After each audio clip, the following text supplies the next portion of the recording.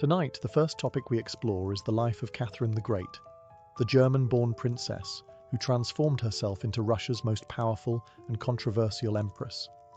From orchestrating a coup against her own husband, to embracing Enlightenment philosophy while ruling with an iron fist, Catherine's story is one of sharp intellect, endless ambition, scandalous affairs, and sweeping reforms. So before you get too comfortable, as always, take a moment to like the video and subscribe to the channel. But only if you enjoy our content. Also, let us know where you're watching from and what time it is for you. Sometimes our stories are too interesting, and we're working on a few boring ones, we promise. It's time now to dim the lights, turn on a fan for some background noise, and let's cover what we have for tonight. Together. She was born Sophie Friederike Auguste von Anhalt-Zerbst-Dornburg on May 2, 1729, in a quiet corner of the Holy Roman Empire. Her family was noble, yes, but only just. They were minor German aristocrats, well-connected but not powerful, living in modest comfort, not in grandeur. Her father was a Prussian officer. Her mother was ambitious and sharp-tongued, dreaming of elevating the family's status through clever marriage alliances. Sophie, even as a child, sensed this hunger for social climbing, sensed it, and, in time, would wield it like a weapon. She wasn't born to rule. No one in Germany whispered her name with destiny. Yet she was bright, intellectually curious, unusually poised, and obsessed with learning. She absorbed languages easily, devoured books, and watched court behavior with hawk-like focus. Her world was small, but her mind was already wandering far beyond the cold halls of Zerbst. When she was 14, the unexpected happened. Empress Elizabeth of Russia, who had no children of her own, had chosen a successor.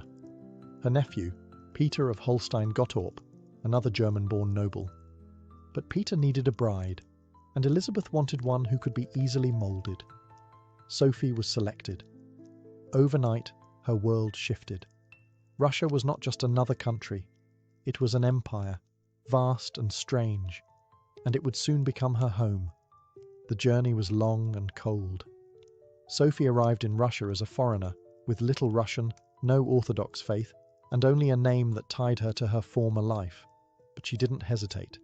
She converted to Orthodoxy, taking the name Catherine Alexeyevna. She studied Russian day and night until she could speak it better than Peter. She adapted, reshaped herself, erased any trace of resistance. Her mother called her too serious. Courtiers called her too quiet. But Catherine was studying everyone, especially her future husband. She saw in Peter a boy trapped in a man's body, childish and awkward, more enamored with his military dolls than with diplomacy or love. And in that cold realization, Catherine made her first quiet vow. If Peter could inherit a throne, she could steal one. She had arrived as a pawn in someone else's game. But already the pieces were moving, and Catherine intended to become queen. The royal wedding was everything it needed to be, grand, symbolic, politically useful. But for Catherine, it was also the beginning of a long, icy winter. Her husband, Peter, was no Prince Charming. Immature, awkward, and emotionally stunted, Peter showed little interest in his bride. He spent more time marching toy soldiers across tabletops than engaging in the affairs of court, or the heart. At times, he seemed more like a child playing emperor than a man destined to rule one of the world's largest empires. Catherine, however, played her part with quiet precision. She smiled at the right moments. She dressed with elegance. She observed everything, especially what not to become. She quickly realized that if she was to survive in the Russian court, she had to rely on her wits, not her marriage. And so, she began to build a life of the mind. She read compulsively, hiding books beneath her pillows and staying up through the night. History, philosophy. The writings of Montesquieu, Rousseau, and Voltaire became her secret teachers. She wrote letters, kept journals, and began to shape a private vision of what a ruler could be, someone who used power not for cruelty or indulgence but for progress, justice, and reform. In a palace that whispered with intrigue, Catherine was quietly becoming dangerous. Yet danger worked both ways. The court was treacherous. Spies lingered in hallways. Alliances shifted overnight. Even Catherine's health faltered. Rumours swirled that Peter resented her so deeply. He withheld medicine during a near-fatal illness. She recovered, but she never forgot. And so, Catherine began cultivating her own allies. A few key nobles, military men, even her personal physician. She learned which words to say, which to withhold, and which to whisper behind closed doors. And when her marriage turned cold, she turned to others for affection. Lovers entered her life, discreetly for now, and with them came influence, protection, and sometimes love. But love was not her goal. Power was. Peter was still the heir. But Catherine was no longer content to be his shadow. She had tasted the politics of survival, the thrill of reading forbidden texts, and the sweet clarity of ambition. She would not just be empress by title, she would be empress by will. When Empress Elizabeth died in 1762, Peter III ascended the throne. Catherine, now in her early 30s, had waited over a decade in the shadows, reading, learning, preparing. But the man she married remained as erratic and unpopular as ever. In just a few short months, Peter managed to alienate the Russian Orthodox Church, insult the nobility, and withdraw troops from a victorious war against Prussia, his homeland's ally, but Russia's enemy. His loyalty to Frederick the Great disgusted the military. His mocking of Russian traditions infuriated the court. And Catherine? She watched it all with silent precision. She had already begun nurturing a quiet network of loyalists. Men like Grigory Orlov, a dashing military officer, and her lover, who had close ties to the Imperial Guard. Orlov wasn't just a romantic partner, he was her key to power. Behind palace walls, Catherine whispered her plans. She made promises. She secured oaths. She had no legal claim to the throne, but she had something far more potent, the confidence of those who held swords. Then came the moment. On the morning of June 28, 1762, with Peter distracted and unaware, Catherine made her move. She rode to the Izmailovsky regiment barracks, stood before the soldiers, and declared herself sovereign of Russia. They pledged loyalty on the spot. One by one, the guards, the nobles, and even the clergy followed. She rode through St. Petersburg in full regalia, calm and commanding. The people didn't rise against her. They welcomed her. Peter fled. Days later, he was forced to abdicate, and soon after, he was dead, murdered under suspicious circumstances, likely by Catherine's allies. She never admitted to ordering it. She never denied benefiting from it. When asked about his death, she simply said he was no longer needed. It had been a nearly bloodless coup. No mass uprisings, no civil war, just a perfectly executed pivot of power from one ruler to another. Catherine had done the unthinkable. A foreign-born woman had seized the Russian throne without heritage, without majority support, and without fear. Her rule was now official. But now came the harder part, proving she deserved it. She had claimed the crown. Now she would have to earn it. Catherine understood something few rulers of her time did. That power wasn't just about military control or royal blood. It was about image.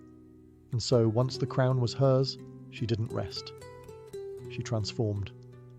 From a coup-born ruler, she recast herself as a reformer, a student of enlightenment, a sovereign with vision. She styled herself as a philosopher on the throne, exchanging letters with Voltaire, Diderot, and other great thinkers of Europe. To them, she wasn't just a monarch. She was proof that ideas could shape empires.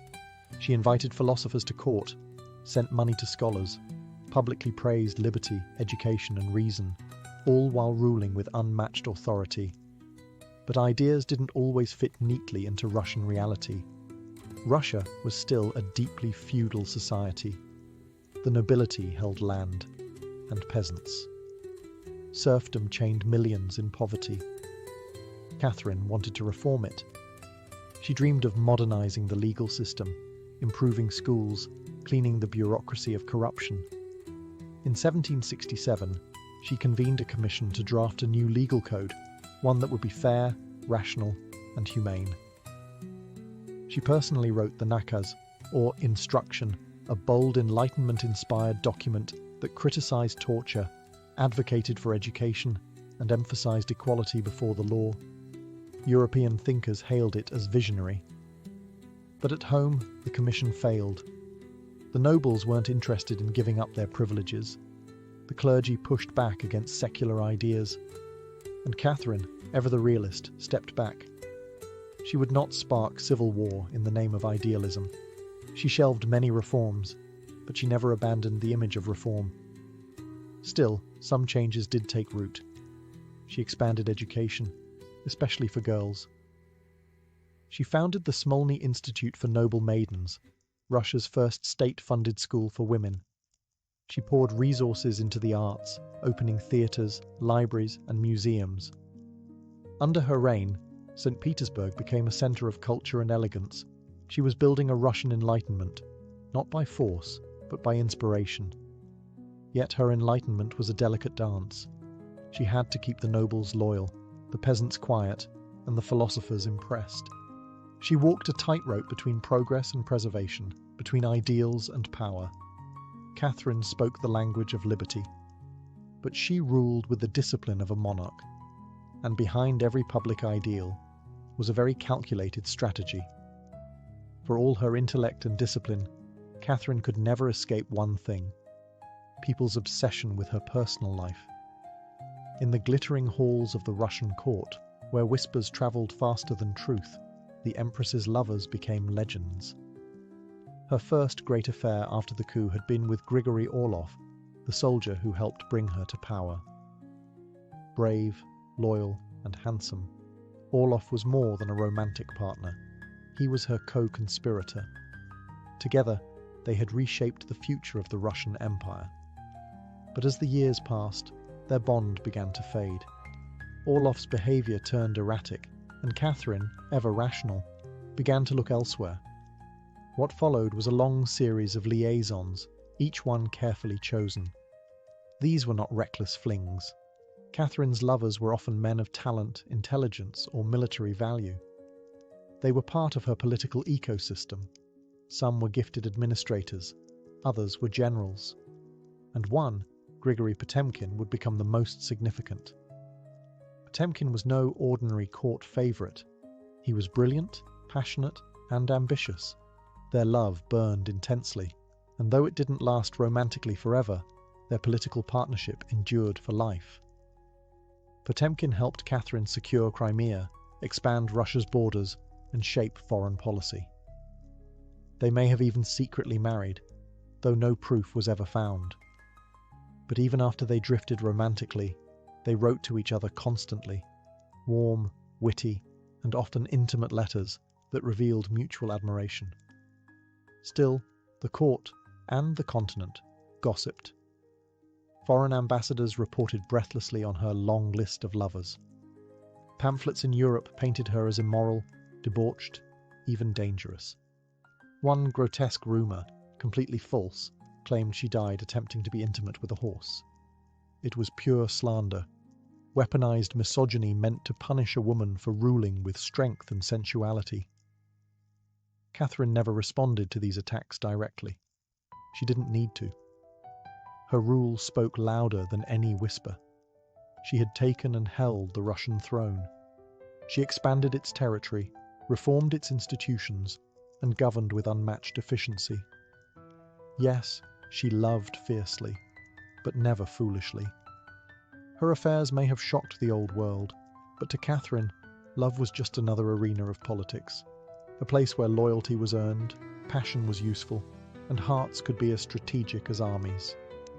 Catherine spoke often of liberty, of justice, of enlightenment, but behind the silks and salons, behind the witty letters to Voltaire and the progressive speeches, was a ruler who understood the necessity of power and the price of keeping it. In 1773, just over a decade into her reign, Russia erupted. A man named Yemelyan Pugachev, a Cossack and former soldier, claimed to be none other than Peter III, Catherine's long-dead husband. He called her a usurper, promised land to the peasants, freedom to the serfs. He lit a flame that spread quickly through the countryside, where suffering and resentment had long been simmering. It became the Pugachev Rebellion, the largest peasant uprising in Russian history. Catherine, shaken, responded without mercy. Troops were dispatched, villages burned, rebels were captured, tortured, and hanged. Pugachev himself was paraded through Moscow in a cage before being executed, and with his death, Catherine sent a clear message: challenge the throne, and you will suffer. It was a turning point. The empress who had once championed the rights of the people now ruled with far less idealism. She had seen what chaos looked like, and it terrified her. The rebellion had exposed the deep fractures of her empire, the poverty, the inequality, the desperation. But instead of addressing those wounds through reform, she tightened her grip. Serfdom expanded under her rule. Noble privileges were strengthened. The vast rural poor fell deeper into bondage. To preserve peace, Catherine sided with the aristocracy, because they held the key to her survival.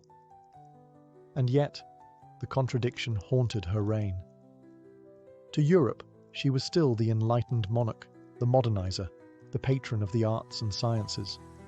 But at home, she had become something sterner, more imperial, less idealistic.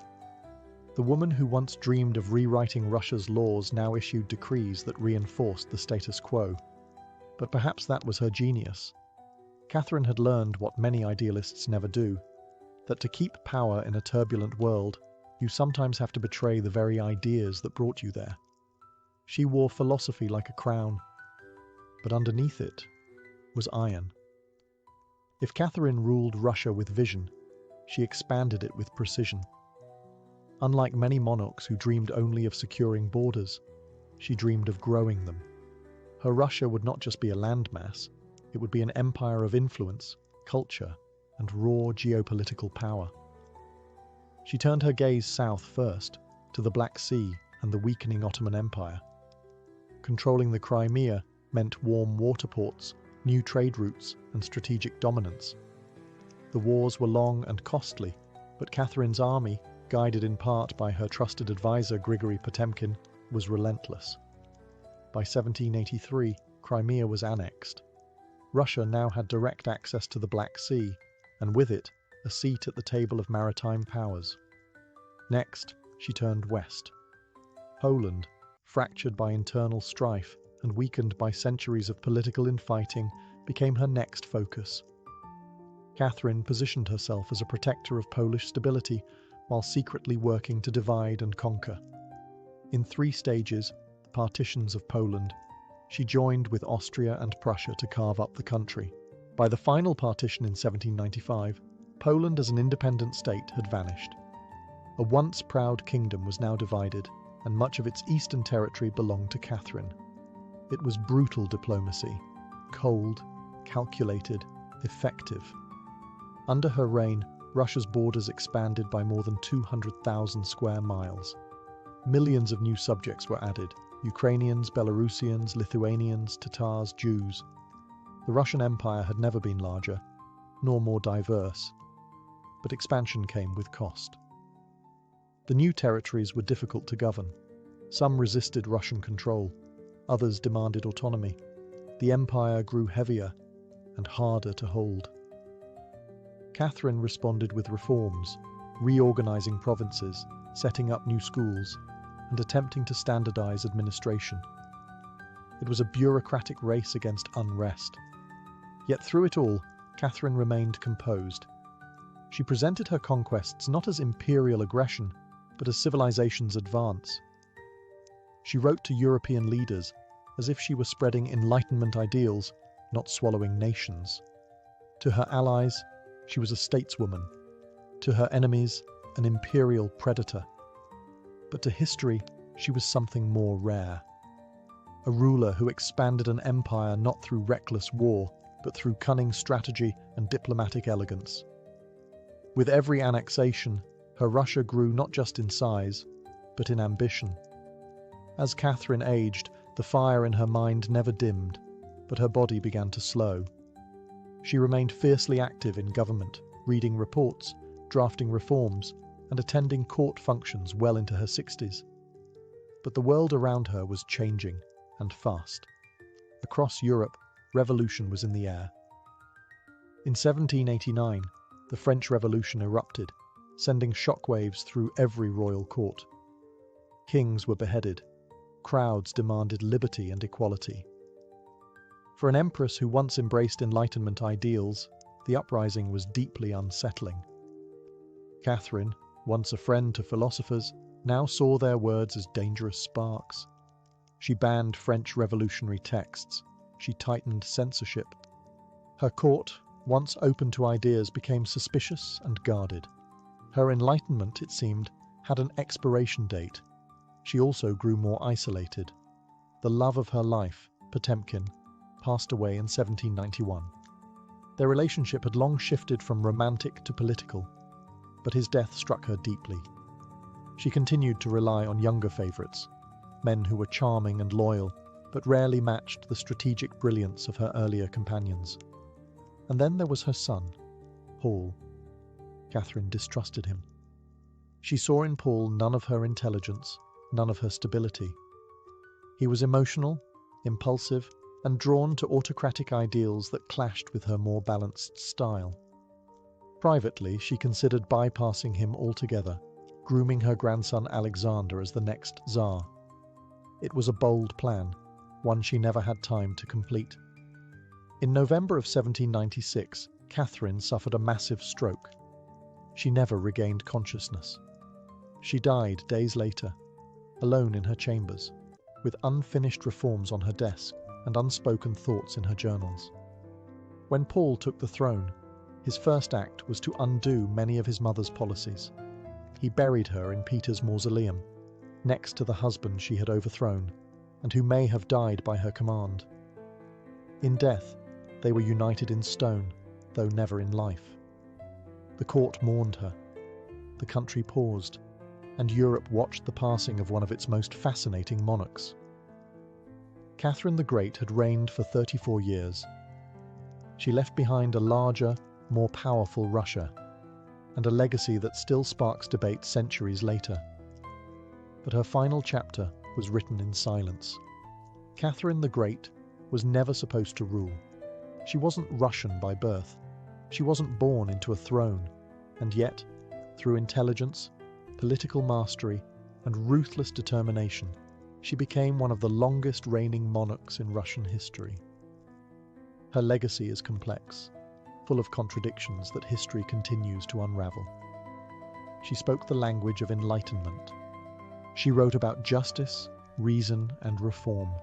She engaged with the greatest minds of her age and tried to bring their ideals into one of the most autocratic empires in the world. But when those ideals threatened her power, she suppressed them. She dreamed of freeing the serfs, but expanded serfdom. She spoke of equality, but ruled with absolute authority. And yet, her impact is undeniable.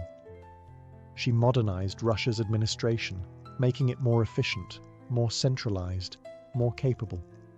She brought schools, hospitals, and the arts to cities that had once known little more than military parades and church rituals. Under her leadership, Russia became not just bigger, but stronger, wealthier, and more respected on the world stage. She ruled in a man's world and beat men at their own game. Her court was filled with powerful advisors and lovers, but make no mistake, Catherine was always the one in control. Every relationship, every policy, every letter she wrote was part of a broader vision. She turned St. Petersburg into a beacon of European culture. She expanded the empire's borders beyond imagination, and she left behind libraries, statues, and institutions that carried her name long after her death. But perhaps her greatest legacy is not in territory or legislation, but in possibility. Catherine proved that a woman could lead an empire, that charisma, intellect, and sheer force of will could elevate a minor princess into a world-shaping sovereign. She shattered expectations, not with rebellion, but with refinement, not with noise, but with calculation. To some, she remains a symbol of tyranny, to others, a goddess of reason. But to history, she is something greater than myth, something real, a flawed, brilliant, relentless human being who ruled for over 3 decades and left her fingerprints on an entire civilization. Catherine the Great didn't just reign, she rewrote the script for what a ruler, any ruler, could be. Long before it was a city, El Dorado was a man. A king, they said, covered from head to toe in fine gold dust. He stood upon a raft, floating in the middle of a sacred lake, surrounded by priests and nobles. As the sun rose, he cast jewels, emeralds, and golden offerings into the water, tributes to the gods. It was a ceremony, a legend, a whisper in the wind. The indigenous Muisca people of what is now Colombia called him El Hombre Dorado, the Golden Man. But when the Spanish conquistadors arrived in the early 1500s, they misunderstood. They heard El Dorado and didn't think of a ritual or a man. They imagined a place, a golden kingdom hidden in the mountains, untouched by war, glittering with treasure. The transformation was quick. In the European imagination, El Dorado morphed from a man into a city, then a kingdom, then an entire empire. The name didn't just mean gold, it meant paradise, salvation, a place where all desires could be fulfilled. And for the Spaniards, starving, desperate, thousands of miles from home, it was irresistible. The jungles of South America became alive with the rumor. Somewhere, deep in the green unknown, a city of gold waited. The native people spoke carefully, often trying to appease or mislead their aggressive guests. They mentioned far-off lands, strange rivers, and shimmering objects. The conquistadors, hungry for wealth and honor, took every word as a clue. El Dorado wasn't just a myth, it became a fever. In campfires and letters back home, the tale grew larger. Soldiers who hadn't even left Spain heard about it. Poets romanticized it. Monarchs funded expeditions for it. It no longer mattered if it existed. What mattered was the belief that it could. And belief, in the age of conquest, was all you needed. This golden illusion would drive some men to greatness, and others to madness. It would become one of the most powerful legends in the history of exploration, a promise of riches just out of reach, always deeper in the jungle, always just beyond the next ridge. El Dorado was no longer a story. It was a compass that pointed to nowhere. And still, they followed it. In 1541, a brutal expedition set out from Quito, led by Gonzalo Pizarro, brother of the infamous Francisco Pizarro, who had conquered the Inca Empire. Gonzalo had heard the rumors of cinnamon forests, of lands rich with gold, and of a golden city called El Dorado waiting just beyond the Andes. He was determined to find it, no matter the cost. He brought with him over 300 Spanish soldiers, hundreds of native porters, a few dozen horses, and a dream made of gold and desperation. The jungle, however, was not a dream. It was a living, breathing nightmare. Rain poured for days without stopping. Rivers swelled and swallowed their supplies. Insects devoured skin. Men collapsed from exhaustion, hunger, and disease. As the weeks dragged into months, the expedition began to disintegrate.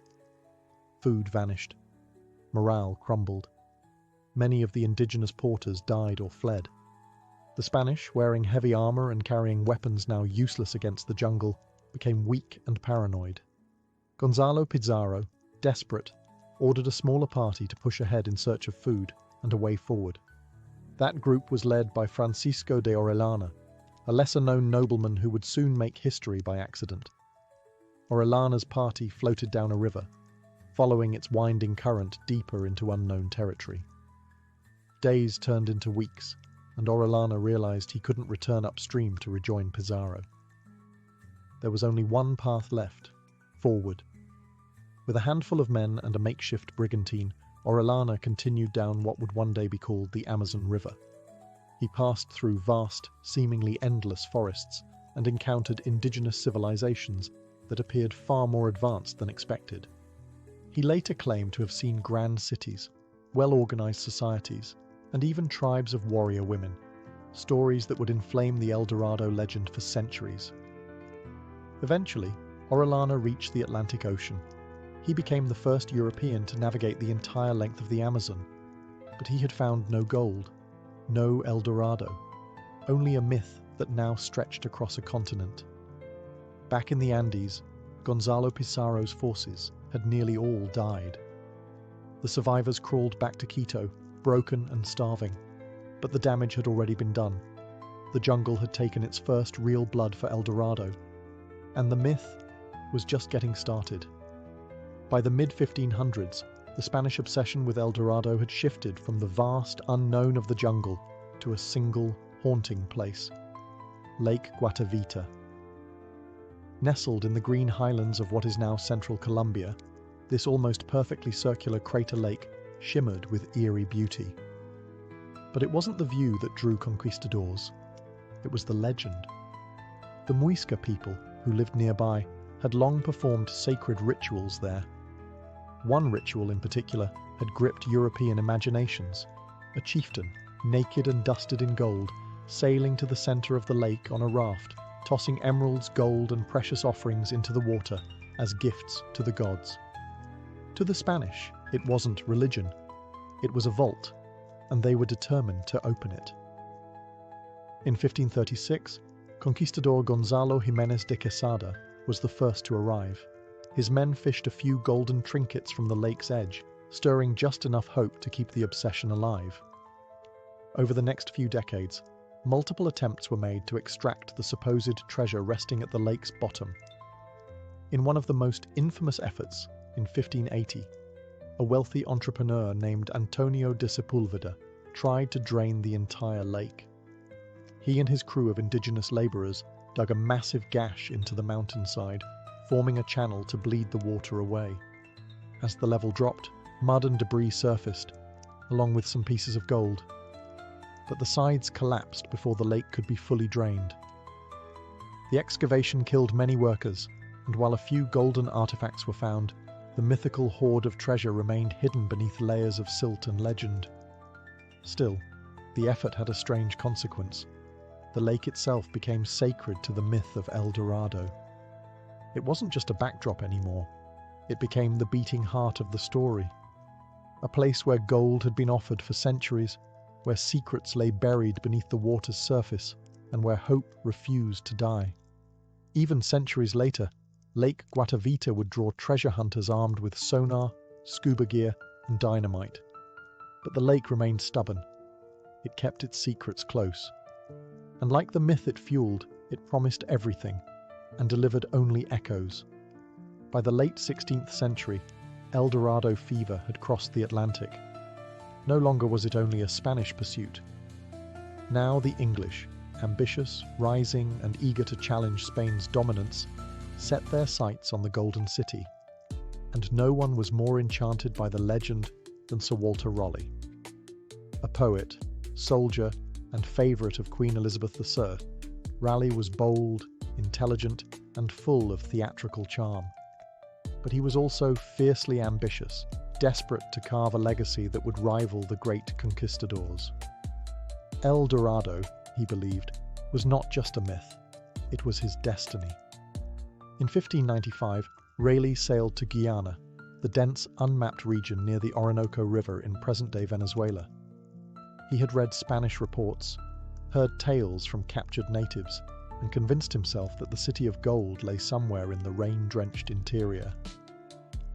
His journey was grueling: thick jungles, choking heat, and uncooperative terrain, but he returned home with a spectacular story.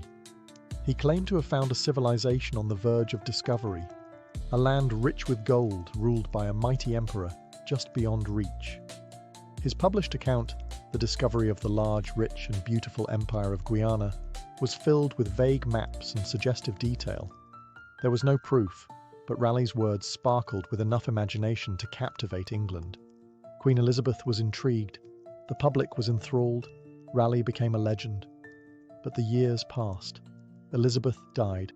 Raleigh lost his favour and his freedom, imprisoned in the Tower of London under King James I, yet El Dorado still burned in his mind.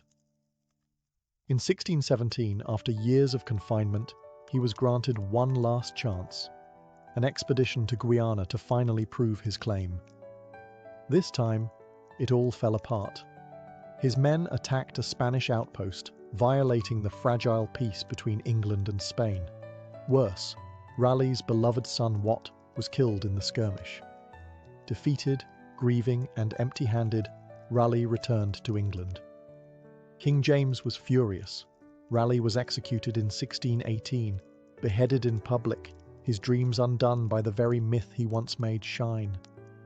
He had chased a city that may never have existed, and in doing so, he became its most tragic explorer. As the centuries turned, El Dorado refused to die. With every failed expedition, the myth only grew more potent, like a mirage that shimmered brighter the more it was chased. The jungle, vast and uncharted, became both canvas and executioner. Countless men ventured into its emerald depths, convinced that gold awaited just beyond the next ridge, the next river, the next breathless day. They came from everywhere: Portuguese fortune seekers, German adventurers, Dutch traders, Jesuit missionaries. Each carried stories, weapons, and dreams. Few returned. Fewer still returned sane. The Amazon rainforest, which spans millions of square kilometers, is one of the most unforgiving environments on Earth. Thick canopies blocked out the sun. Rivers changed direction without warning. Poisonous insects and deadly snakes blended into the foliage. Starvation claimed some. Disease claimed others. Those who managed to push deeper faced even greater threats. Indigenous tribes, fiercely protective of their lands, whose resistance was swift, coordinated, and often fatal. Time and again, the same pattern emerged. A promising lead, a well-funded expedition, weeks of struggle, and then silence. Many were never seen again. Still, belief persisted. The myth had evolved. El Dorado was no longer a single city. It became a floating dream. To some, it was hidden in the Andes. To others, deep in the jungle's belly. Some imagined it in caves, others in lakes. It changed with every explorer's hope. And that's what made it dangerous. The jungle didn't need traps. It didn't need armies. It only needed time. Men wandered deeper and deeper, guided by hope and misdirection, until exhaustion broke them. Some went mad. Others turned on each other. The line between explorer and victim blurred until it was erased entirely. Even when nothing was found, the survivors still spoke of signs. Glimpses of golden idols, distant lights, strange voices echoing at night. Their minds, half-starved and half-hallucinating, became compasses spinning wildly in all directions. El Dorado had become a psychological labyrinth, one that promised paradise but demanded everything in return. The jungle didn't guard a city of gold, it guarded a story, and in that story, hope itself became a trap. For centuries, the myth of El Dorado was dismissed as fantasy, an illusion spun from greed, misunderstanding, and European arrogance. But in recent decades, something remarkable has emerged. Evidence that maybe, just maybe, El Dorado wasn't entirely a lie. Not a city of golden walls, no. Not streets paved in treasure. But signs of vast, advanced civilizations that once thrived in the very regions conquistadors called empty. Deep within the Amazon, archaeologists and scientists have uncovered remnants of lost cities, agricultural systems, and vast road networks, now buried beneath layers of jungle. In Brazil, Bolivia, and Peru, satellite imagery and ground surveys have revealed the outlines of geometric mounds, moated towns, and intricate irrigation canals. These weren't small tribal encampments. They were organized societies, some likely home to tens of thousands of people. And then there's the soil. In scattered parts of the Amazon, researchers found terra preta, dark earth, enriched with charcoal, bones, and compost. It's not natural, it was engineered. Created by ancient Amazonians to make poor soil fertile, it suggests a long-term, sustainable civilization that understood its environment far better than once believed? Could it be that when early explorers spoke of great cities in the jungle, they were seeing the last flickers of a dying world? A civilization ravaged by European disease before it could be fully understood? Some believe so. Even Francisco de Orellana, whose Amazon journey was long considered exaggerated, is now being reassessed. His claims of bustling cities and powerful tribes were dismissed for centuries, but new findings suggest he may have been telling the truth. Just a version of it Europe wasn't ready to believe. So perhaps El Dorado was never one golden city, but the reflection of many real ones, a patchwork of thriving cultures that dazzled the eyes of outsiders only to vanish under jungle and time. The legend, then, was not built from nothing. It was built from fragments, misunderstood and reshaped by conquest. The gold may have been symbolic, the grandeur exaggerated, but the roots of the story were always real. El Dorado may not have been a place on a map, but it may have been a memory. As the myth of El Dorado spread through Europe, it didn't just live in songs or whispered tales, it was etched into maps. From the 16th to the 18th centuries, map makers, cartographers working from stories rather than science, began to fill the blank spaces of South America with invention. The unknown was terrifying, but it was also a blank canvas. And nothing filled that canvas better than gold. Across old parchment maps, the word El Dorado appears in bold script, pinned to lakes, rivers, and mountains that never existed. Sometimes the city was shown as nestled near Lake Guatavita. Other times, it floated deep in the Amazon or hidden behind the Orinoco. Some maps included entire golden empires, complete with drawn buildings, sun temples, and fantastical creatures guarding the way. These maps weren't drawn to deceive, not exactly. They were drawn to sell. Each one was a siren song to monarchs, merchants, and mercenaries. They sparked funding for expeditions. They justified claims over foreign lands. They offered explorers something just real enough to chase. The absence of proof was the point.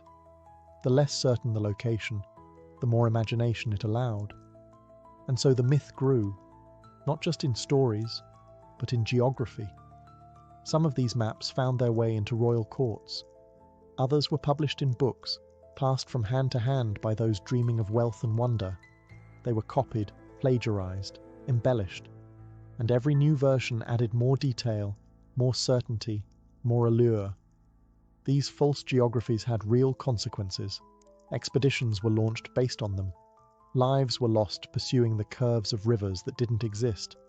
Entire regions were colonized based on legends scribbled by men who had never stepped foot outside Europe. But the most fascinating part, some of these maps continued to circulate after El Dorado had been discredited. Why? Because humans don't let go of hope easily. A map is more than a tool, it's a promise. And these promises glittered. Even today, those antique maps are sought after collector's items. Not because they're accurate, but because they captured a moment when belief was stronger than evidence. El Dorado never needed to be real. It just needed to be drawn. Centuries have passed. The jungle has swallowed up the bones, the rusted swords, and the silent footprints of those who chased El Dorado. And still, the myth survives. It lives in books, films, and museum exhibits. In the animated stories we show our children and the documentaries we stream late into the night. It's Indiana Jones and the road to El Dorado. It's a symbol now, more than a city, more than a man. It's an idea. Even into the 19th and 20th centuries, explorers still returned to South America, armed now with compasses, rifles, and scientific curiosity. Alexander von Humboldt, one of the most respected scientists of his time, ventured through South America in the early 1800s. Though skeptical, even he was drawn to the stories. He searched not for gold, but for truth, and found the jungle still whispered of hidden civilizations. Later came Percy Fawcett, the British explorer whose obsession with a lost Amazonian city, he called it Zed, mirrored the old dreams of El Dorado. In 1925, he vanished into the jungle with his son, never to return. Some say he died at the hands of a tribe. Others believe he found something and chose to stay hidden.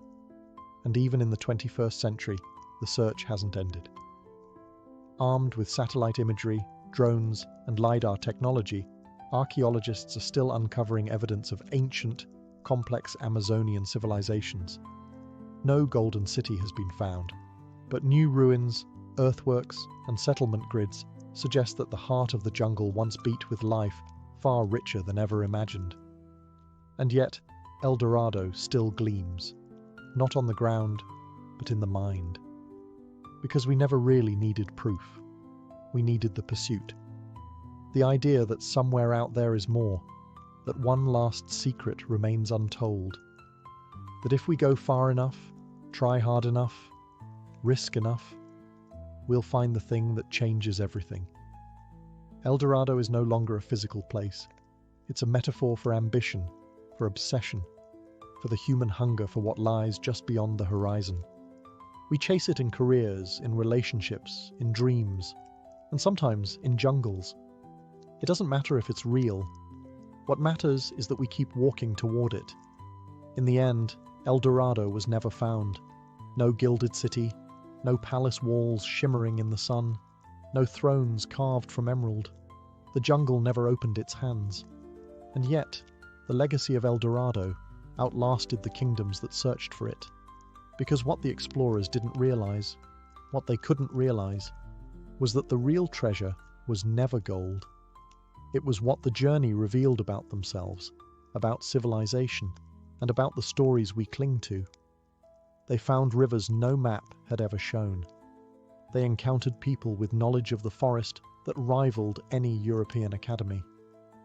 They recorded languages, flora, and customs never before seen by the Western world.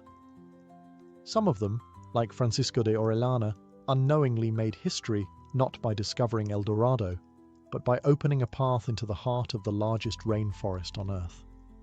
Others lost everything, their wealth, their sanity, their lives. And yet, they too are part of the legend. Their names echo through time, not for what they found, but for what they were willing to risk. El Dorado endures because it speaks to something buried deep inside us, the belief that there is always more to discover, more to become, more just beyond the horizon. We see it in every venture, every impossible dream. The entrepreneur chasing the perfect idea, the artist searching for the perfect work, the traveler seeking the untouched corner of the world. They are all, in their own way, following a golden city that may not exist, but still shapes everything they do. The myth is not a failure. It's a mirror. It reflects our ambition, our curiosity, and yes, our greed. It shows how far we'll go for something beautiful, something meaningful, something that whispers to us in the quiet, saying, just a little further. El Dorado is not a lost city. It's a question, and each generation answers it in their own way. So the next time you hear a story too good to be true, ask yourself, is it a lie, or is it a dream worth chasing? Because sometimes the real El Dorado is the journey itself. The origins of the Olympic Games weren't about records or trophies, they were about reverence. It was the year 776 BCE, deep in the cradle of ancient Greece. Across the mountains and valleys people began to gather, not to fight, not to trade, but to worship. They came to a sacred place known as Olympia, nestled in the lush landscape of the Peloponnesian Peninsula. There was no city here, only a religious sanctuary, shaded by olive trees and protected by the watchful gaze of gods carved in marble. The purpose? To honor Zeus, the king of the gods, through ritual, sacrifice, and the physical excellence of mortal men. The Olympic Games were born not in a stadium, but at an altar, an ancient mound of ash built from generations of burnt offerings. Before a single race was run, before a discus flew through the air, sacrifices were made. Oxen were led to the altar, incense was burned, hymns were sung. The first Olympics were, at their core, an act of devotion, Only Greek men were allowed to compete, only free citizens. They came representing their polis, city-states like Athens, Corinth, Argos and Sparta. Each athlete wasn't just racing for himself. He was racing for his homeland, carrying its pride on his back like a cloak. There were no stands, no announcers, no global audience. But the air buzzed with something sacred. Olympia became a crossroads where language, politics and rivalry paused, if only for a few days.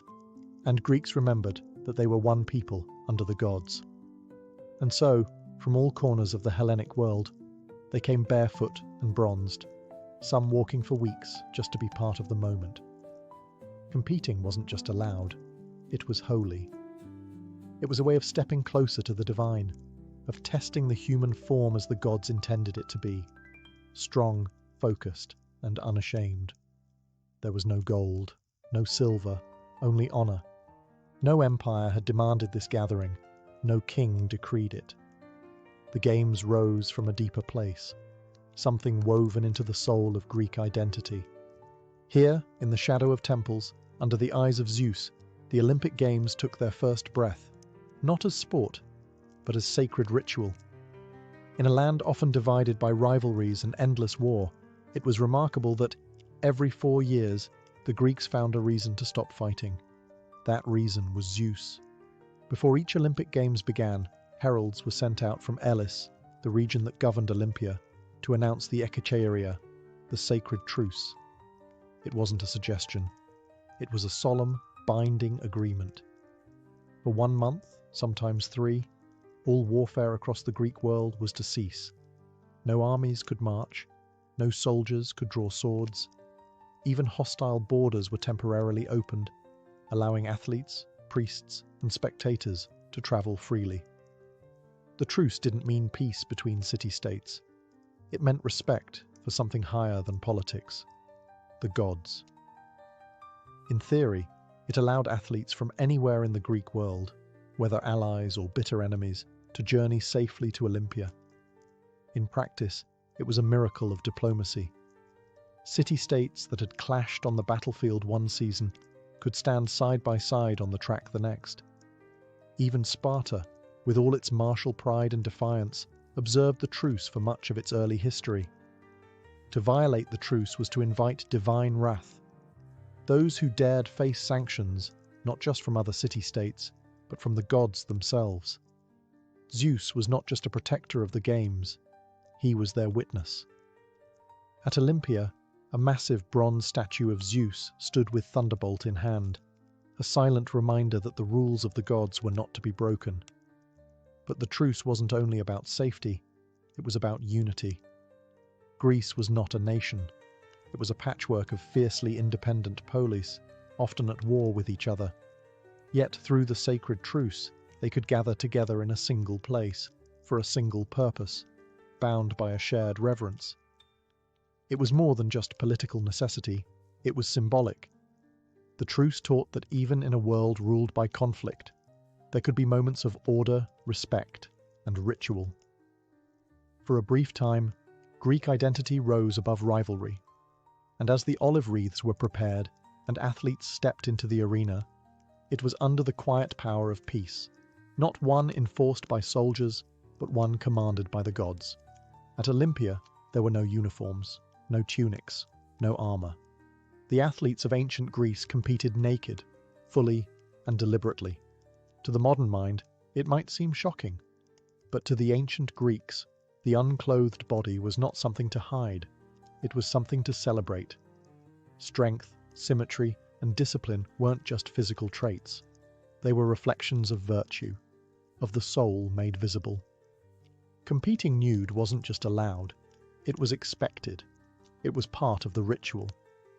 The Greek word gymnos means naked. From it came gymnasium, the training ground, and later, the gymnasium. To train the body was to train the mind. Athletes covered themselves in olive oil, not for vanity, but to showcase the form and reduce chafing during movement. Dust was often sprinkled over the oil to prevent slipping and to accentuate muscle definition. In this sacred setting, the human form became art. And it wasn't just about appearance, competing naked symbolized equality. In the arena, wealth and social class were stripped away, literally. What remained was effort, discipline, and raw physical skill. The body became the only uniform, and excellence became the only rank. But this exposure also had a moral edge. For the Greeks, shame was not in nudity, but in cowardice, cheating, or weakness. To step onto the track, into the wrestling pit, or before the javelin line without clothing was a declaration, I have nothing to hide. It was a gesture of transparency, of boldness. The athlete placed himself before the gods and his people in complete honesty. Sculptures from this era reflect that reverence. Chiseled statues of runners, discus throwers, and wrestlers, often idealized, were not just decorations. They were symbols of the heroic spirit, frozen in marble for generations to study and admire. Even the gods themselves, Apollo, Heracles, were depicted in the same heroic nudity. Women, of course, were excluded, not only from competing but even from watching. Only unmarried girls were allowed as spectators, and even that was rare. The Olympic space was wholly male, sacred, exposed, and competitive. In this environment, nudity wasn't indecent, it was divine. The naked athlete stood as a living offering, a body trained, tested, and transformed. Not for glory alone, but for the favour of Zeus. In the first Olympic Games, there were no second chances. Only one man could win. There were no silver medals, no podium with 3 tiers. The Greeks believed that excellence was singular, victory was absolute. And so, in every event, only the first-place athlete was honoured, crowned with a simple yet sacred reward, a wreath of wild olive leaves, cut from a holy tree near the temple of Zeus. The olive wreath, called a kotinos, held no monetary value. It wasn't gold, didn't sparkle, and couldn't be traded. But it meant something greater. It was a gift from the gods, a living symbol of immortal glory. To win in Olympia meant having your name recorded for all time. It meant returning to your polis as a hero. Your statue might be erected in the sanctuary. Poets might write verses in your name. Cities sometimes offered their champions lifetime privileges, free meals, theatre seats, or public office. But the games weren't about prizes. They were about arete, a Greek concept of virtue and excellence. To possess arete was to fulfill your purpose, to perform at the height of human potential. And for athletes, that meant winning. Nothing less. The competitions were fierce. Victory was not just personal, it was political. Each athlete represented his city-state. A win at Olympia reflected not just his own strength, but the strength and honour of his people. The glory belonged to all. That made victory even more vital, and defeat even more bitter. There was no room for excuses, no do-overs. The line between eternal fame and total obscurity could be measured in a breath. A stumble, a single moment of hesitation, and for those who didn't win, there were no commemorations, no odes. They returned home quietly, often forgotten by history. But the victor, he stood apart. Crowned in silence, his wreath catching the light, he became part of something sacred. The Greeks believed that such men were touched by the divine. They had not just outrun their rivals, they had pleased the gods.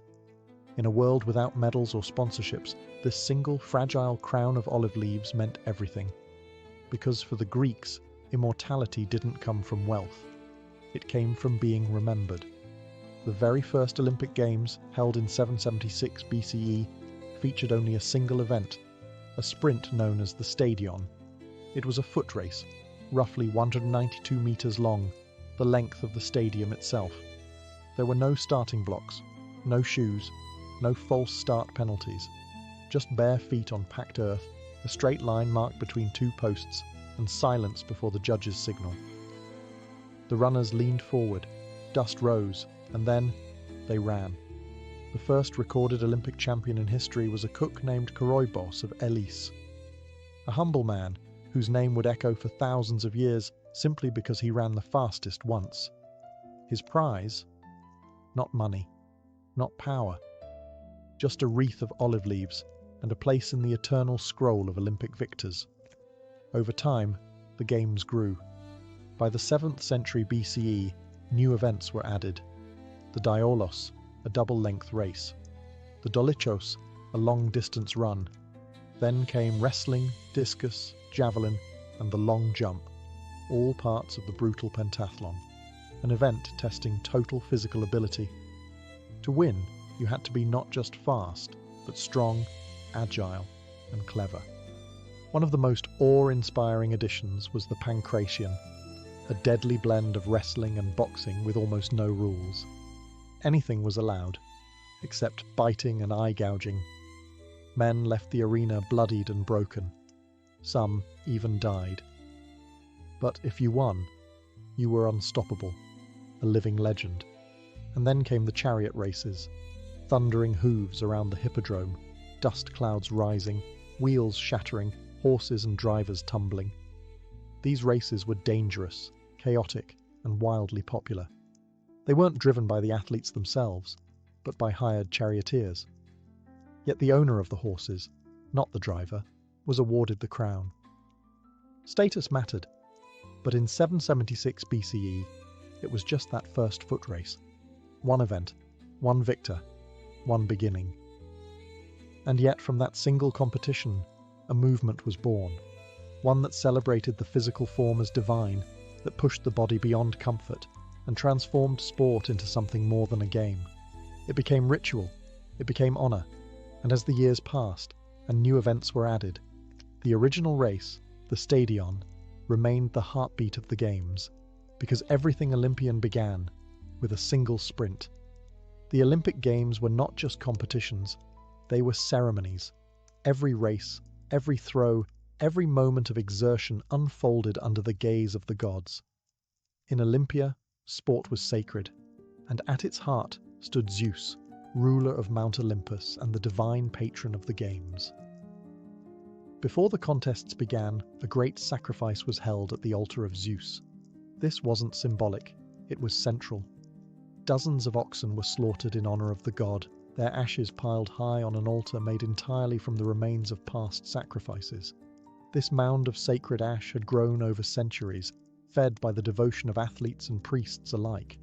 To compete in Olympia, athletes had to swear a solemn oath in the temple of Zeus.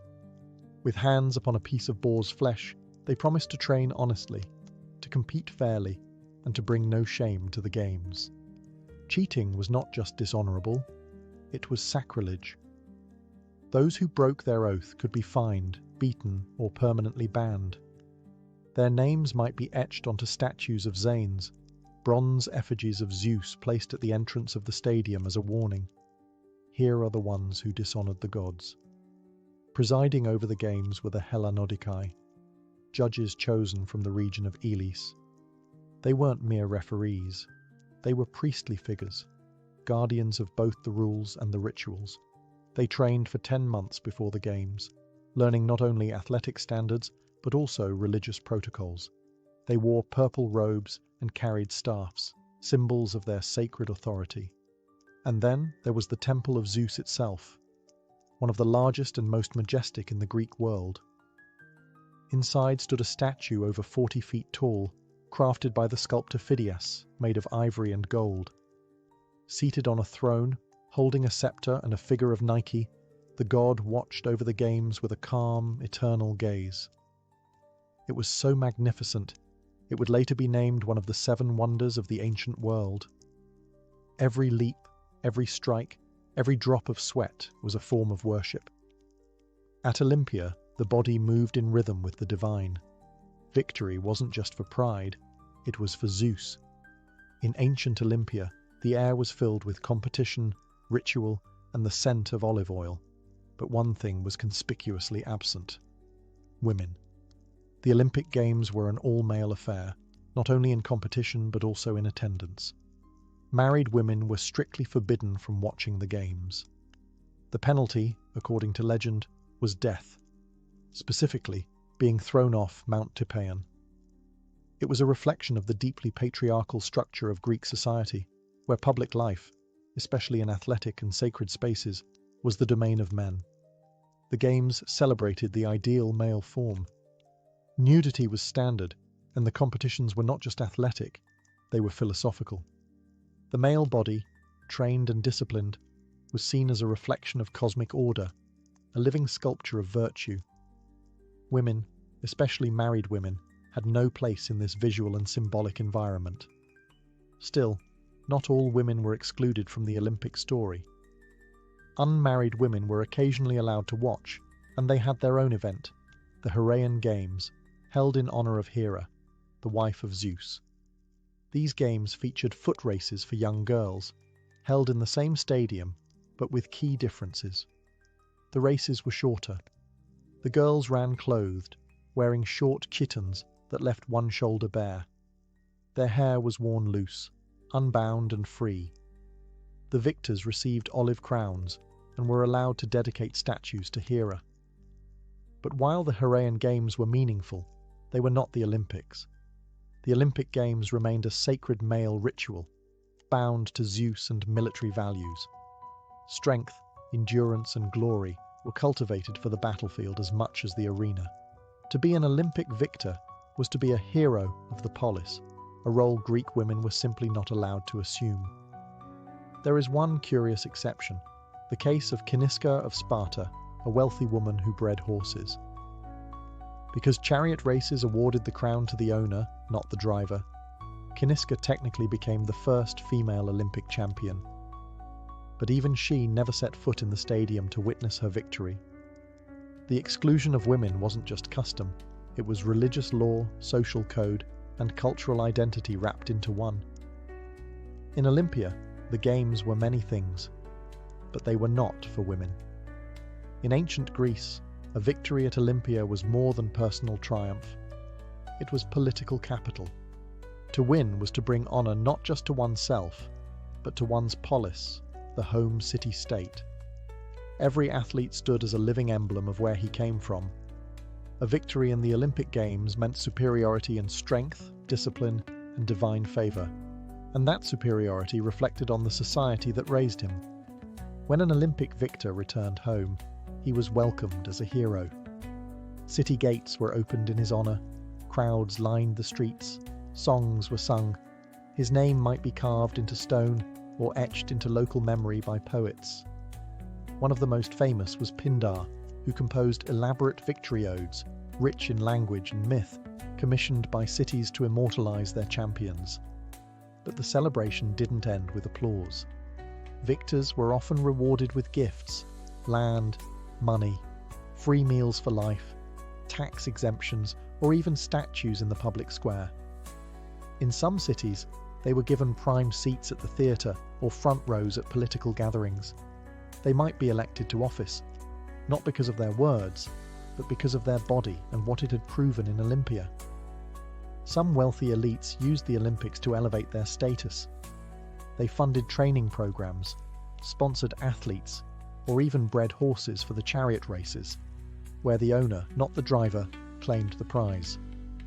For these aristocrats, an Olympic win was like winning an election.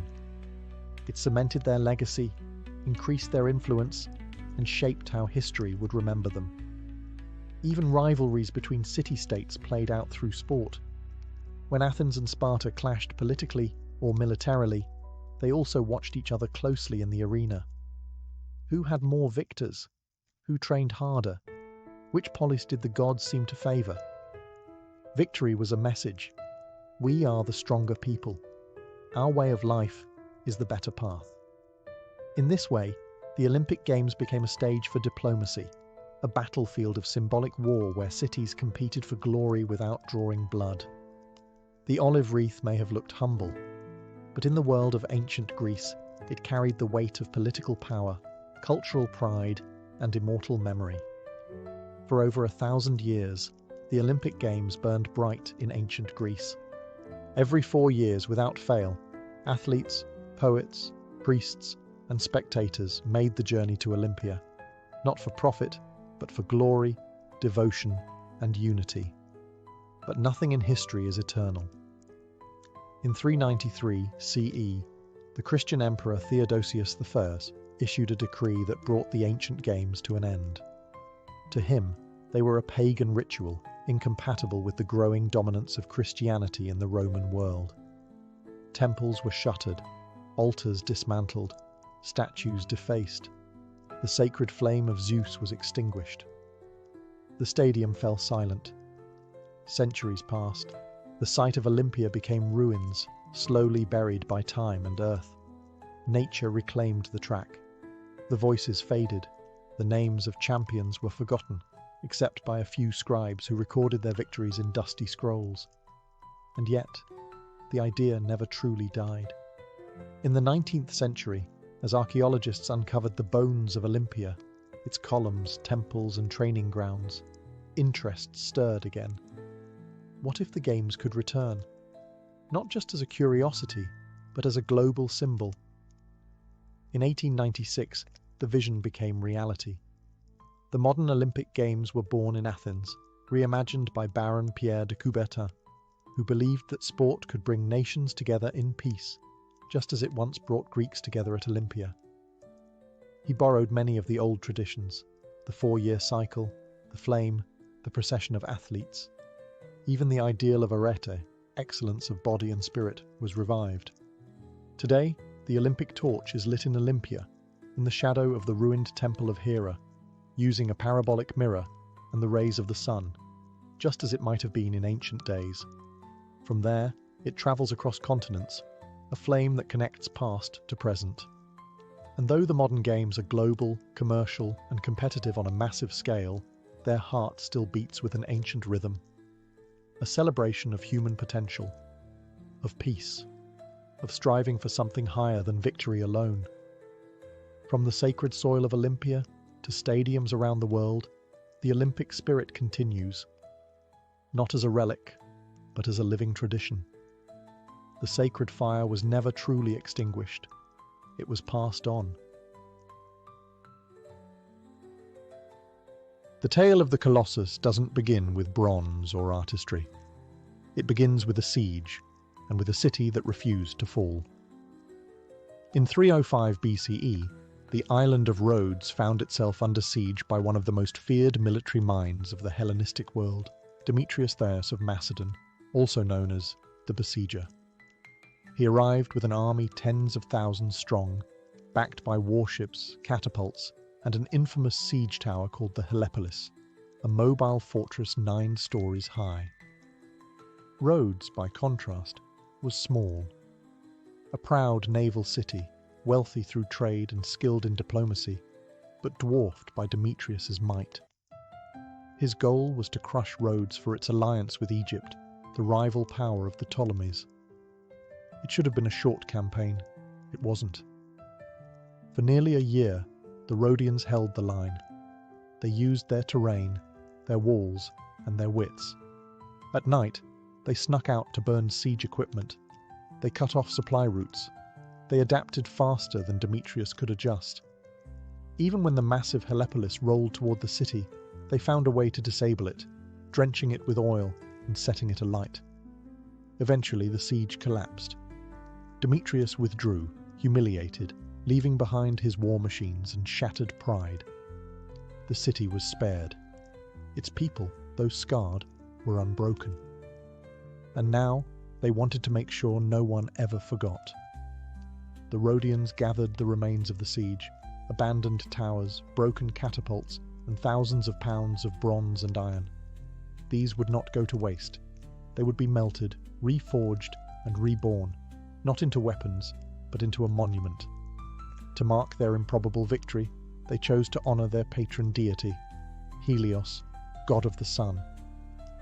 They would build him a statue, not ordinary, not even grand, but colossal, something the world had never seen. They commissioned Chares of Lindos, a sculptor known for his precision and ambition. He promised not just a statue, but a symbol, something that would say, in no uncertain terms, Rhodes stands tall. Rhodes stands free. And so, from the ashes of war, the vision of the Colossus began. Not as a wonder, but as an act of defiance. With victory still fresh and pride swelling in their hearts, the people of Rhodes turned their attention to a project unlike any the world had ever seen.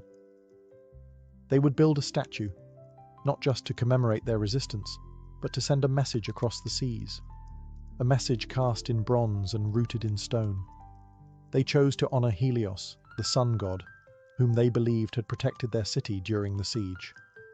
In Rhodes, Helios wasn't a distant celestial being.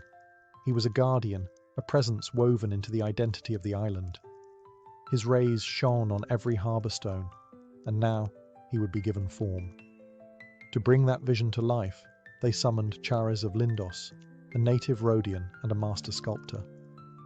Charis had trained under Lysippos, the famed sculptor of Alexander the Great. He understood proportion, symmetry, and ambition. The task before him was monumental. The Colossus would stand over 100 feet tall, nearly the height of a modern 10-story building. It would be made entirely of bronze, with a supporting structure of iron and stone. The materials came from the very siege machines Demetrius had left behind. Thousands of pounds of bronze from melted-down weapons and armor would become the skin of the god. What had once threatened Rhodes would now protect it. Construction began around 292 BCE, and it would take 12 years to complete. The process was slow and deliberate. The statue was likely built from the ground up, with each section carefully cast, assembled, and reinforced as the structure rose. Workers toiled in the blazing sun, shaping metal, aligning joints, and creating what would become one of the 7 wonders of the ancient world. We don't know exactly what it looked like. No ancient images survive. But it's believed Helios stood upright, perhaps with one hand shielding his eyes as he looked east, or with an arm raised in triumph, his face calm, his crown a radiant halo of sunbeams. It wasn't just art, it wasn't just religion, it was identity. Forged from the relics of war, the Colossus of Rhodes was more than a statue. It was a reminder to all who entered the harbour that this city stood unshaken, and that its light would not be dimmed. When the Colossus was finally completed, sometime around 280 BCE, it was not merely a statue, it was a revelation. Standing more than 30 meters tall, the Colossus of Rhodes was the tallest statue of the ancient world. Constructed entirely of bronze plates over an internal skeleton of iron and stone, it dominated the skyline of Rhodes and astonished every visitor who sailed into the harbour. Though later myths would claim it straddled the harbour entrance, with ships passing between its legs, historians and engineers agree. This would have been structurally impossible. Instead, the statue most likely stood to the side of the harbour, perhaps atop a stone pedestal, where it could be seen from afar, its bronze body gleaming in the sun, its crown of radiating spikes echoing the sun god's divine rays. The engineering behind it was nothing short of extraordinary. Each bronze plate was carefully shaped and fitted, locked into a hidden framework that kept the giant stable. Weights were distributed evenly. Joints were concealed.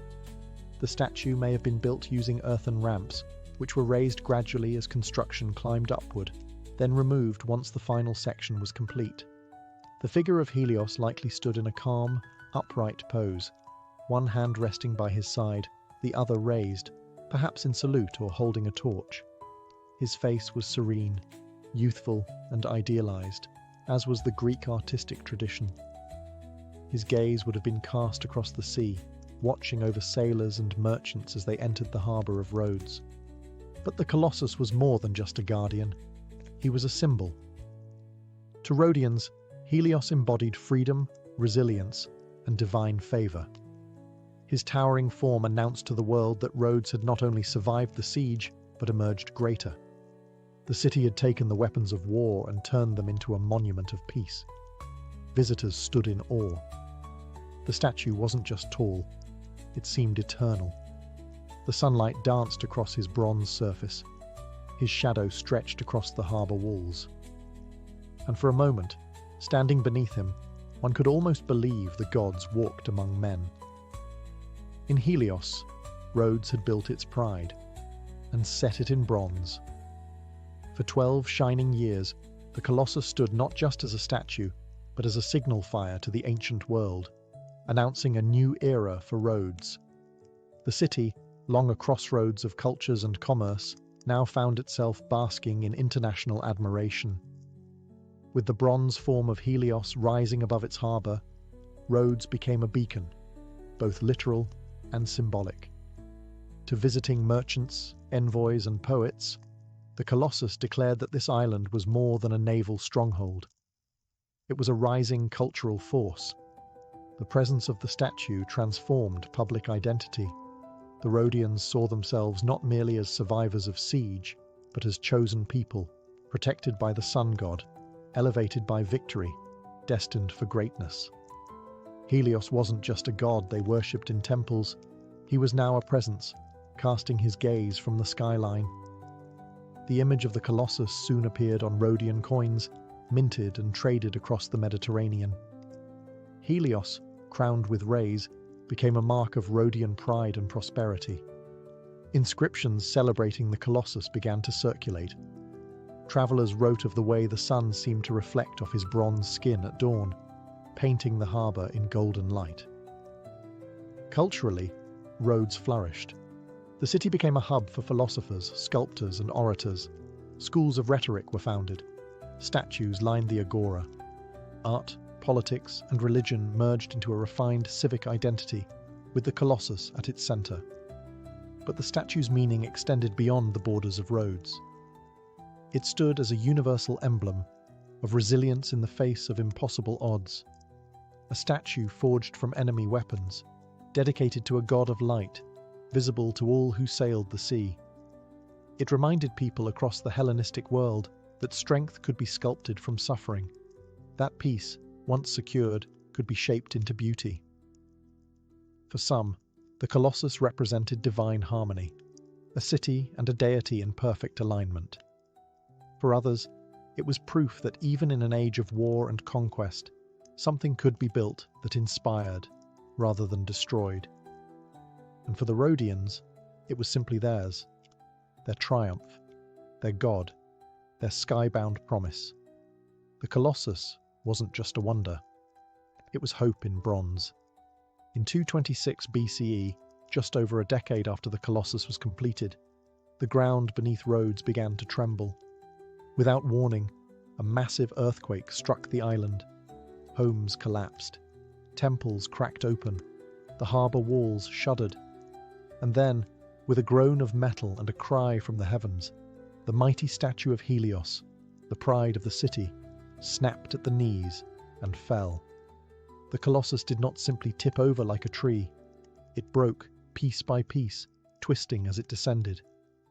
The legs crumbled first, and the upper body slammed into the earth, shattering sections of bronze. Fingers the size of men splintered. The head, once gazing out to sea, now lay face down in the dust. No one had expected it, and no one could stop it. The damage to Rhodes was severe, but nothing struck the people more deeply than the loss of their god's image. The Colossus had become more than a statue. It was a companion, a symbol of divine favour. Now it lay in ruin. Its wreckage sprawled across the city's sacred ground.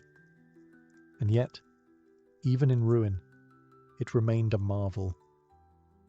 For centuries after the quake, travellers still came to see what was left. The historian Strabo wrote of the fallen Colossus, describing the sheer size of its remains. Visitors stood in the shadow of its broken limbs and marvelled at the engineering it had once required. The fingers were thicker than a man's torso. The ribs of bronze curled like forgotten armour. Inside, they saw the iron framework and the brilliant design of a civilization determined to defy its enemies. Some said the fall was a punishment from the gods. Others believed it was a reminder that even glory must bow to nature. But most Rhodians, though heartbroken, refused to erase it. The Colossus, though broken, was still sacred. They left the pieces where they fell. And for the next 800 years, those fragments remained, silent, rusting, enormous, a fallen god, a shattered wonder, yet somehow more human in its brokenness than it had ever been in perfection. The statue had once represented strength. Now it whispered of impermanence, and that too was something sacred. After the dust of the earthquake settled and the grief faded into silence, the question rose like morning fog over Rhodes. Should we rebuild it? The fallen colossus still lay scattered across the ground, its bronze skin gleaming in the sunlight, its broken limbs stretched like a sleeping giant along the earth. Many citizens wanted it restored. It was, after all, their symbol, their guardian, their pride. But others hesitated. And so, as they had many times before, the Rhodians turned to a voice older than their city, the Oracle of Delphi. The oracle's response was chilling. The gods had spoken, she said. The fall of the Colossus was no accident. It was a sign. Helios was displeased, and rebuilding the statue would provoke further divine wrath. The Rhodians, deeply spiritual and cautious not to offend their patron deity, took the warning seriously. They abandoned the idea. But there were also practical reasons. Rebuilding a statue of such scale would have required enormous resources, materials, labor, time. The original Colossus had taken 12 years to construct. Its cost had been underwritten by the spoils of war and donations from allies. But now, the economic climate was different. The political landscape was more unstable. Rhodes faced new threats and shifting alliances. Rebuilding a statue, no matter how iconic, didn't seem wise in such uncertain times. And so, the decision was made. Let it rest. For centuries afterward, the Colossus remained in pieces. But it was never forgotten. The fragments became a kind of outdoor museum. Pilgrims and poets, traders and scholars all came to see the ruins. They walked among the statue's massive ribs. They placed hands on its outstretched fingers. They marveled at its shattered face. There was awe, even in destruction. And perhaps that's why Rhodes never lifted it again. Because sometimes a fallen wonder speaks louder than a standing one. Sometimes ruin becomes a kind of memory, one that humbles, teaches, and lingers longer than glory. The Rhodians didn't rebuild because they didn't need to. The Colossus had already done its job. It had become legend. And legends once born don't need bronze to stand. Though the Colossus had fallen, its fame only grew. As centuries passed, the broken statue became legendary, not despite its destruction, but because of it. Travellers from across the Mediterranean continued to visit Rhodes, not to see a standing monument, but to witness a ruined wonder. The Greek historian Strabo, writing nearly 2 centuries later, described the remains in vivid detail. He spoke of bronze fingers longer than a man, hollow limbs as large as towers, and a shattered torso that still held the shape of a god. Even in fragments, the Colossus stirred awe. It became a place of reflection, proof that even the greatest works could break. What stood before visitors was no longer a statue, but a ghost of greatness, lying in state beneath the sun. Unlike other wonders of the world, the Colossus wasn't destroyed by war or hatred. It hadn't been toppled by invaders or melted down in rage. It had been brought low by nature, an earthquake, blind and impartial, reminding humanity of its limits. Still, the remains were treated with reverence. The Rhodians never melted them down, never swept them away. They left the ruins where they fell, letting time and wind and memory weave them into something sacred. In the ancient world, the 7 wonders were not just lists, they were pilgrimages. And Rhodes, though its statue lay in pieces, became one of those sacred destinations. Alongside the towering lighthouse of Alexandria and the hanging gardens of Babylon, the broken Colossus held its place. It was different, more somber, more human. Other wonders dazzled with grandeur. The Colossus now inspired something quieter, awe tinged with melancholy. It showed the passage of time. It whispered of ambition, fragility, and the strange beauty of collapse. It taught a truth that perfection could not, that even fallen things can be remembered, that sometimes the pieces left behind are more powerful than the whole. So the visitors kept coming, They stood among the ruins. They traced the edges of bronze with their fingers, and they imagined the day when Helios once looked down upon the harbour, radiant and unshaken. The wonder still existed. It had simply changed shape. For over 8 centuries, the broken colossus lay where it fell, weathered by sun and wind, admired by pilgrims and poets. Generation after generation stood in its shadow, imagining the towering figure it once had been. And then, just like that, it disappeared. In 654 CE, Rhodes was invaded by an army of the Umayyad Caliphate, a rising Islamic power that swept across the eastern Mediterranean. The city fell, and with it, the last visible remnants of the Colossus. According to later Byzantine chroniclers, the conquerors saw the statue's vast ruins as a source of material, not memory. The bronze was said to have been melted down and sold to a travelling Syrian merchant, who transported it away, piece by piece, carted off on the backs of 900 camels. Whether that number was exaggerated or not, the message was clear. The Colossus of Rhodes was gone. No more fragments, no more limbs or ribs to touch, no more towering bones of a fallen god. The statue that had once watched over the harbour, that had stood for resistance and identity, now existed only in words. And yet, those words were powerful. Writers continued to record it as one of the 7 wonders of the ancient world, placing it alongside monuments that still stood: temples, pyramids, tombs. The Colossus, despite being physically absent, lived on in the world's collective imagination. Its image transformed across cultures. Medieval maps showed it straddling the harbour, a gate of bronze that ships passed beneath. Renaissance artists painted it as a titan, casting shadows across oceans. It became a symbol of what once was, and what could be again. The irony is that we know so little about what it actually looked like. There are no surviving blueprints, no surviving sculptures or carvings.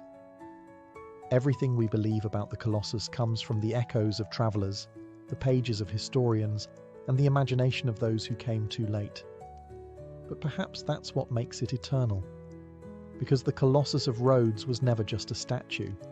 It was a dream cast in metal, a vision of what humanity could build when courage, beauty, and purpose aligned. And while its body may be gone, its shadow still stretches across time. The Colossus of Rhodes no longer stands, but its meaning has never collapsed. More than 2,000 years after its fall, it remains etched in the world's imagination. Not as rubble, not as loss, but as symbol. It was never just about height, or engineering, or bronze. It was about what people saw when they looked up at it. Strength in defiance, beauty in resilience, pride made visible. Built from the spoils of war, the Colossus began as a declaration that Rhodes, though small, could not be broken. Its people turned the tools of siege into art. What was once meant to destroy them became a monument to their endurance, and that idea has outlived the statue itself. Across history, echoes of the Colossus have surfaced again and again. When France gifted the Statue of Liberty to the United States, it wasn't just a gesture of diplomacy. It was a tribute to the same ideal, that a towering figure by the harbour could welcome the world and stand for something greater than stone or steel. In modern times, engineers and artists have proposed rebuilding the Colossus. Some imagine a new statue with solar panels to honour Helios in a sustainable form. Others envision a modern wonder of glass and light hovering above the sea. None have come to pass. But the fact that we still dream of rebuilding it says everything. Because the Colossus represents more than its own history.